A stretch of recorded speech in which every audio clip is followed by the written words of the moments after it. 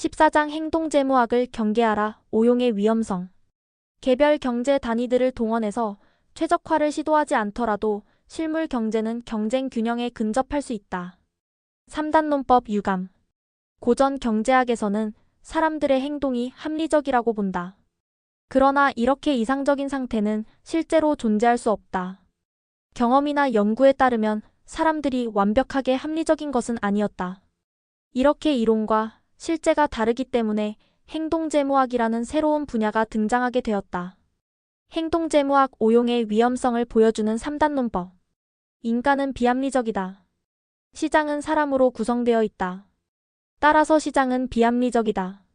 투자자의 행태를 개인 차원과 집단 차원에서 보면 개인 차원에서는 줄곧 과신, 앵커링, 프레이밍, 확증의 덫 등 심리의 덫에 빠져든다. 그러나 집단 차원에서는 이런 개인들의 불합리한 행태는 상쇄되어 사라진다. 즉, 개인이 비합리적일 때도 시장은 합리적일 수 있다. 투자자들의 다양성만 충분히 유지되면 된다. 투자자들의 다양성이 부족해져서 한 방향으로만 쏠리면 시장의 효용성은 상실하게 된다. 멍청한 짓. 핵폭탄을 찾아라. 전문가들이 개별적으로는 답을 찾지 못했지만 집단적으로는 답을 찾아냈다. 인간의 행동은 비합리적이지만 관건은 다양성이 확보되어 효율성이 나오는가? 이다. 여러 차원 즉 정보의 원천, 투자 기법, 투자 스타일, 투자 기간에 걸쳐 생각해보면 대개 다양성만 확보되어도 시장이 효율적이 되는 이유를 알 수 있다. 다양성과 시장의 효율성. 간혹 시장은 일시적으로 특정 감정에 휩쓸리는 경향이 있다. 이때 시장은 다양성을 상실해 폭등하거나 폭락하게 된다. 역발상 투자를 하려면 소수가 아닌 다수가 저지르는 오류에 초점을 맞춰야 한다. 15장 케인즈 가라사대 대중이 예상하는 대중의 견해는? 오늘날 실제로 투자 전문가들이 은밀하게 추구하는 목표는 동료와 함께 반치까지 동원하여 대중을 속여 불이한 수익을 차지하는 것이다. 예상의 두 측면. 1. 연역 과정에 깔린 예상과 귀납 과정에 깔린 예상을 구분하자. 연역 과정은 일반적인 전제로부터 특정 결론을 이끌어내는 추론 과정이고 귀납 과정은 개별 사실로부터 일반적인 결론을 이끌어내는 추론 과정이다. 2. 후견지명 편향으로 과거에 발생한 일도 나중에 돌아보면 당연해 보이는 현상이다. 후견지명 편향은 과거 오류에 대한 평가를 심각하게 손상시키므로 투자자들이 경험에서 제대로 배우지 못하게 된다. 투기와 사업. 케인스는 미래 수익률 예상의 근거를 두 가지로 구분한다. 1. 어느 정도 확실한 사실이고 2. 불확실하지만 예측해야 하는 사건이다. 불확실한 사건에는 투자의 규모와 유형, 수요 등락 등이 포함된다. 이런 사건의 예상을 장기 예상이라 부른다. 대부분의 사람들은 예측할 때 이른바 관행에 의존한다. 즉, 현재 상황을 기준으로 삼고 명확하게 변화가 예상될 때 수정한다. 수정 규모는 확신 수준에 따라 달라진다. 그러나 확신 수준은 예상할 수가 없다. 시장은 심리에 영향을 미치고 심리는 시장에 영향을 미치기 때문이다. 케인스는 관행이 원래 불안정할 수밖에 없다고 주장한다.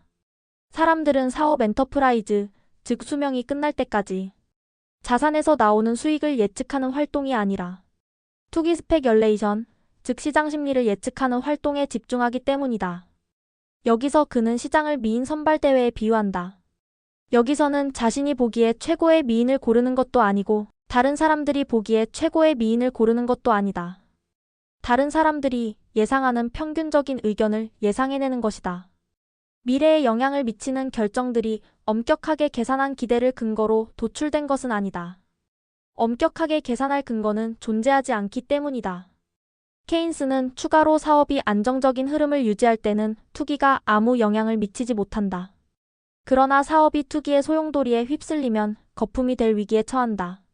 기관 투자가들도 포트폴리오의 회전율이 높으면 비용이 증가할 뿐 아니라 기업의 지배구조도 불안해진다. 손님수 예상. 경제학자 브라이언 아서는 인간은 지극히 단순한 문제만 연역적으로 해결할 수 있다고 지적한다. 실험에 의하면 인간의 연역 능력은 실제로 매우 취약하다. 반면에 패턴 인식 능력은 탁월해서 인간은 귀납 기계라 부른다.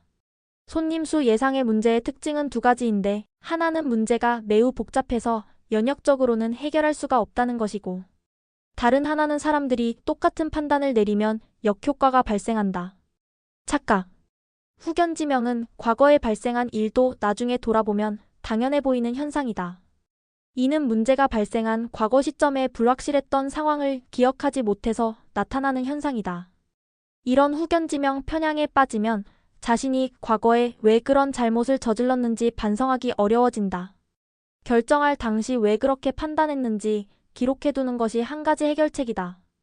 16장 자연주의적 의사결정. 의사결정으로 먹고 사는 사람들은 복잡하거나 혼란스러운 상황에서는 대개 직관이 합리적인 분석에 우선한다는 것을 실감한다. 그리고 과학적으로 분석해보면 직관은 선천적 자질이 아니라 기량이다. 총잡이와 트레이더. 인간은 합리성에 한계가 있으므로 최적 결과가 아니라 최소 조건 충족이 의사결정의 기준이라고 보았다. 사람들이 최대 성과를 추구하지 않고 작은 성과에 만족한다. 의사결정 트리. 로버트 올스는 투자의 자연주의적 의사결정의 5가지 조건을 열거했다. 1. 구조가 부실하고 복잡한 문제 적절한 해결 방법이 없다. 증권의 내재 가치 평가. 2. 불완전하고 모호하며 변화하는 정보 미래 재무 실적을 추정해 종목을 선정하고자 하지만 관련 정보를 모두 입수할 방법이 없다. 3. 정의가 부실하고 변화하며 상충하는 목표들 투자에서 장기 목표는 명확해 보일지 몰라도 단기 목표는 크게 바뀔 수 있다. 만족스러운 실적을 지키려고 방어적인 태도를 취할 수 있고 부족한 실적을 채우려고 공격적인 태도를 취할 수 있다. 4. 시간 제약과 거액 투자에서 오는 스트레스 투자의 필연적 특성. 5. 다수가 참여하는 의사결정 다수가 참여하는 탓에 의사결정이 제약될 수 있다. 자연주의적 의사결정의 3단계. 1단계 주로 심상과 시뮬레이션에 의지해 상황과 대안 등을 평가한다. 2단계 패턴을 비교해 문제를 인식한다.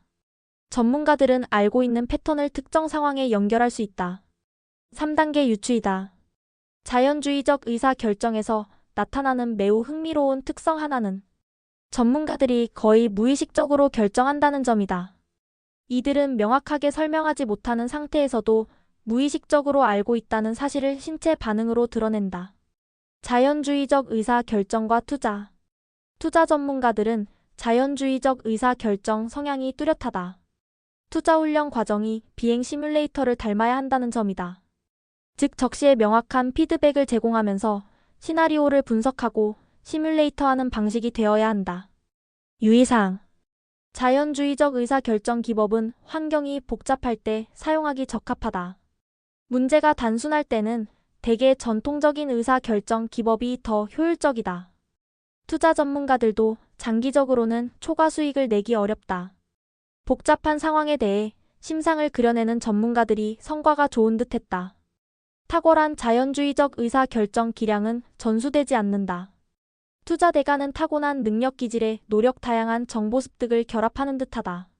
그래도 일관되게 초과 수익을 낼 수 있는 사람은 극소수이다. 17장 중요도 평가. 정보의 중요도 평가. 정보가 모두 평등한 것은 아니다. 정보의 중요성을 가늠할 수 있으면 투자는 물론 인생에도 큰 도움이 된다. 그러나 이제는 기술의 진보와 규제 탓에 정보 수집으로 경쟁 우위를 확보하기가 훨씬 어려워졌다. 독점 정보의 회의론 3가지. 1. 투자자들이 과연 정보의 중요도를 제대로 평가할 수 있을까? 2. 표본 추출의 문제로 애널리스트들이 추출한 표본이 실제로 모집단의 특성을 제대로 반영할까? 3. 오늘날 독점 정보가 실제로 초과 수익을 창출할까? 중요도 배분. 정보에 대한 평가가 달라지면 세상을 보는 관점도 달라지고 자산에 대한 평가도 달라진다. 우리의 확신도는 2가지 요소로 구성되는데 증거의 강도와 증거의 중요도이다. 이런 강도와 중요도의 결합 방식을 설명하는 것이 바로 통계학 이론이다. 그러나 수많은 조사에 의하면 사람들은 통계학 이론을 따르지 않는다. 사람들은 증거의 중요도보다 강도를 훨씬 더 중시하는 경향이 있다. 이런 편향 탓에 사람들은 과신이나 불신 상태에 빠지게 된다. 승자의 저주는 정보의 중요도를 잘못 평가할 때 발생한다. 즉 경매에서 최고 호가를 제시하여 낙찰받으면 승자가 되지만 지나치게 높은 가격을 치르는 탓에 결국 저주를 받게 된다. 따라서 사람들은 증거의 중요도보다 강도를 훨씬 더 중시하기 쉽다는 것을 명심하고 중요도를 과소평가해 오류에 빠지는 일이 없도록 주의해야 한다. 표본 추출의 오류. 모집단의 견해를 정확히 파악하기 어렵다. 요즘은 증거의 강도는 높지만 중요도가 낮은 조사 탓에 과신에 빠지는 사례가 많다. 주가에 이미 반영된 정보. 실제로 종목 선정에 유용한 조사보고서를 찾기는 쉽지 않다. 1. 시장은 새 정보를 신속하게 반영하기 때문에 새 정보로는 초과 수익을 창출하기 어렵다. 현황에 관한 정보나 가까운 미래에 발생할 사건은 주가에 효율적으로 반영된다고 보아야 한다. 반면에 먼 미래에 관한 정보는 주가에 충분히 반영되지 않았다. 2. 기업의 펀더멘탈과 현재 주가에 반영된 기대 사이에는 상당한 괴리가 존재하기 때문에 주가에는 시장의 집단적인 기대가 반영되어 있으며 어떤 개인이 보유한 정보보다도 많은 정보가 반영되어 있다. 결국 관건은 그 정보가 주가에 이미 반영되었는가이다. 3. 유명 CIO 조사 데이터와 초과 수익의 상관관계를 분석해봐도 유의미한 상관관계를 볼 수 없다. 일부 투자자들은 특정 섹터의 실적보다 다른 섹터로부터 받는 영향에 관심을 기울이기도 한다. 이때는 조건부 확률로 분석해야 한다. 분석에 의하면 두 사건이 동시에 발생할 확률을 과대평가하는 경향이 있다. 이를 결합 오류라고 하는데 사건의 유형을 제대로 구분하지 않고 뭉뚱그려 생각할 때 흔히 발생한다. 투자자들은 정보의 중요도를 잘못 평가하는 사례가 많고 그 정보는 표본 추출 과정에 오류가 있을지도 모르며 그 정보는 이미 시장 가격에 반영되었을 수도 있기 때문인데 기업의 중장기 경쟁력 전망에 대해 집중적으로 토론하는 사례는 매우 드물다.